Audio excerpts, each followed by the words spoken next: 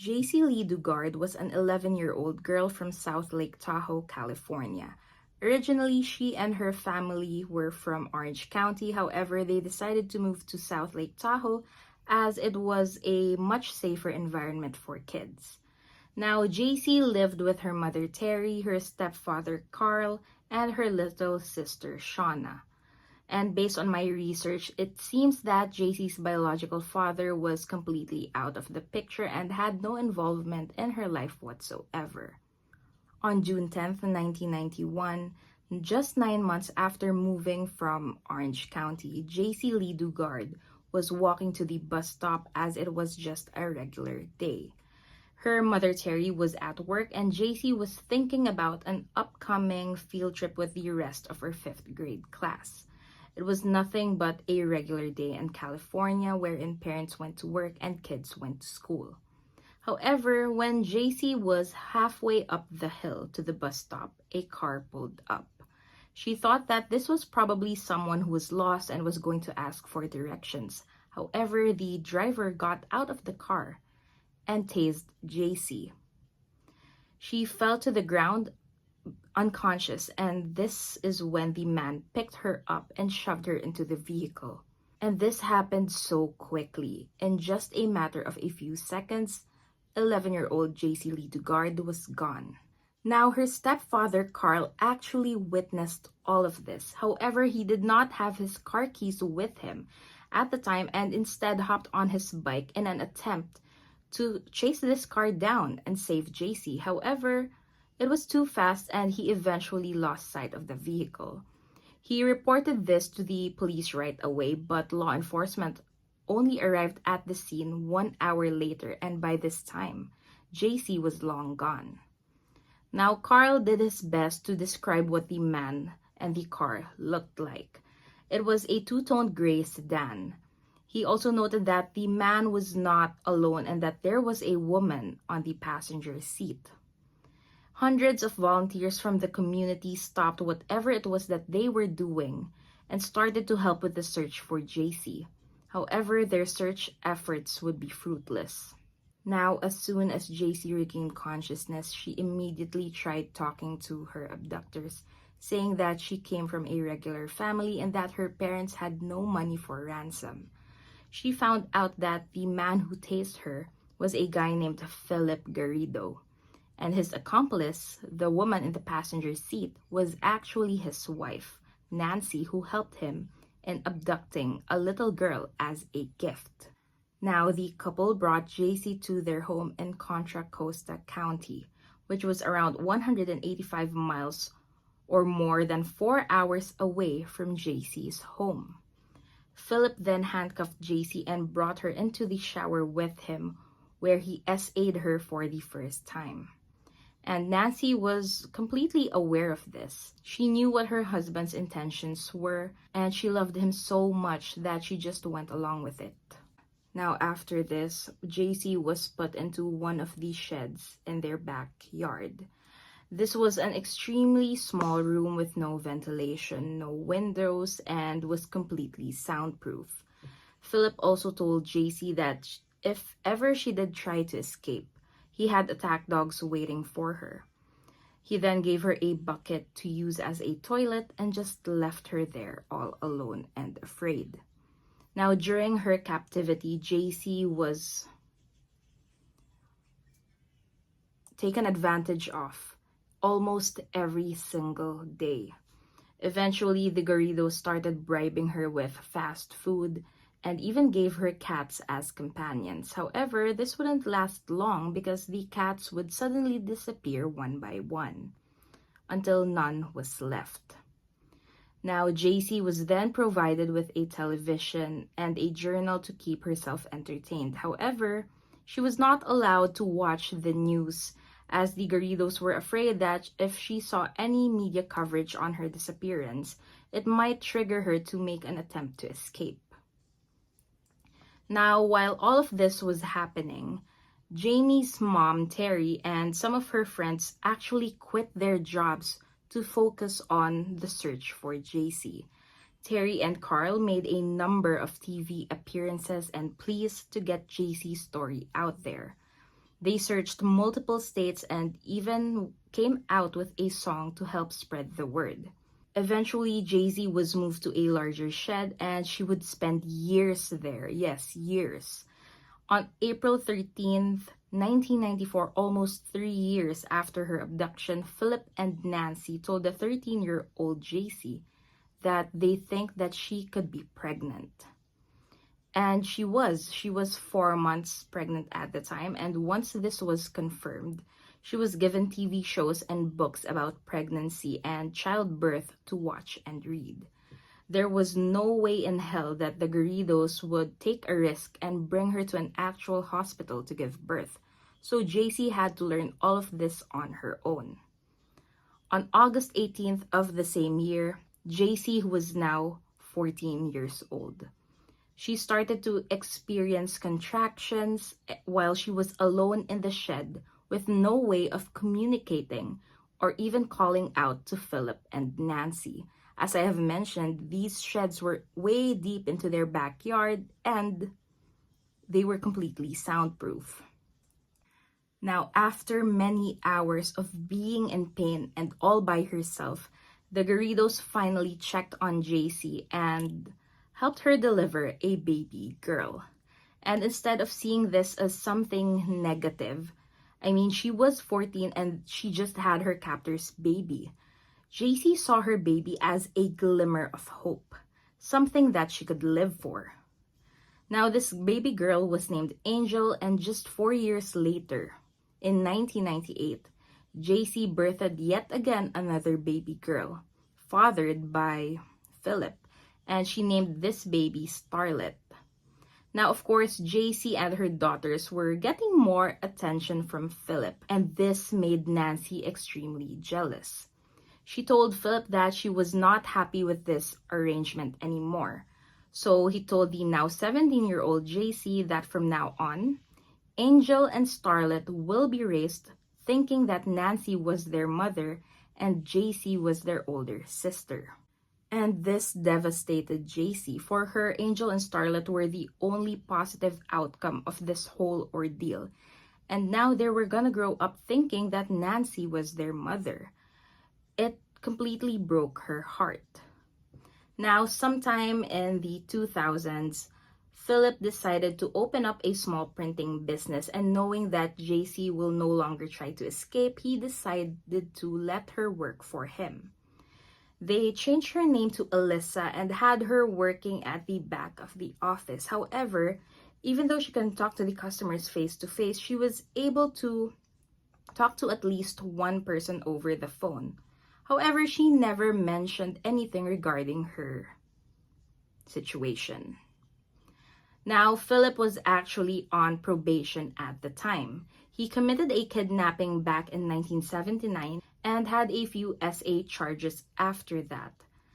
Two parole officers actually went to the Garrido home to check on Philip, and at the time, Philip and Nancy trusted Jaycee enough that she and her daughters were now allowed to stay inside of the house instead of the shed. And during this visit, Jaycee was able to speak to at least one of these two officers. Now, they did not find anything strange, nor did they have any question as to who Jaycee was, let alone the two little girls and how were they related to Nancy and Philip. Now, the officers did not also think about checking the entire house and overlooked the sketchy setup in the Garridos' backyard. And minutes after this simple parole visit, the officers left. Now, you might be thinking, why did Jaycee keep quiet? She could have told the officers about her situation or even asked for help after she spoke with a customer. Now, is this Stockholm Syndrome? Definitely not. Jaycee did not feel any affection towards the Garridos and in fact hated their guts. But she never said anything to anyone because she was scared. She was terrified not just for her, but for her daughters as well. Now, Nancy and Philip had been manipulating and brainwashing Jaycee since she was 11 years old, and Angel and Starlet ever since they were born. Now, in 2006, a neighbor saw these two little girls running around the Garrido's backyard. And as I have mentioned earlier, this was a very sketchy looking setup and honestly looked like it was unsafe for kids to be playing and running around in. Now, this neighbor reported this to the police, but law enforcement did nothing, didn't even check the Garrido home, and basically brushed all of this off. I guess in their minds, this was just a nosy neighbor who found small ways to interfere with their neighbor's life. It had already been more than a decade since Nancy and Philip abducted Jaycee from that bus stop, and the girls were now allowed to go outside as long as they were accompanied by either of the two. Now, on August 24th, 2009, the family all went to the UC Berkeley campus where Philip marched around screaming about his beliefs and looking for new recruits. Apparently, he was a very religious person, despite doing all these bad things. Now, he was a very, very religious man. In fact, on multiple occasions, he told Jaycee that it was God who asked him to take a little girl. He would also often break down after doing disgusting things to Jaycee and would profusely apologize to her, assuring her that she was doing something good and that she was saving other girls by being his captive. Now, Nancy would also sometimes break down in tears and apologize, but most of the time she was just angry and jealous of the attention that Jaycee and her daughters were getting from Philip. But anyway, on this day, August 24th, 2009, as he was shouting about his religion, Philip caught the attention of two female police officers on campus. Now, they noticed how strange this family was acting and just had a gut feeling that Jaycee and the two girls were not related to Philip and Nancy. And that is a women's intuition. These two officers then started talking to Philip, pretending to be interested in his religion or cult or his beliefs. And once they got his name, they did a quick background search on him. And this is when they saw his previous records of kidnapping and SAing young girls. Now, these two brave female police officers put two and two together and figured out that Jaycee and the two little girls were probably being held captive by Philip as well. But they had no idea that this was Jaycee Lee Dugard, the little girl who went missing and made headlines in the 90s.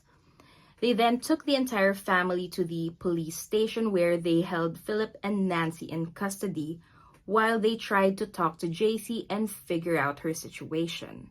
Now, they asked her what her name was, and at first she just kept on saying Alyssa, because by this time she was already used to being called Alyssa. Now, once she was asked about how she was related to the Garridos, she remained quiet.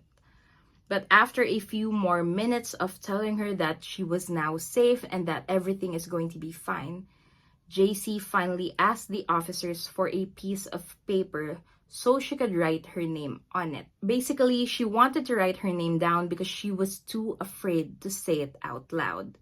She had been brainwashed for years, and she was told for years that her name was now Alyssa and that no one could ever learn about what her real name was.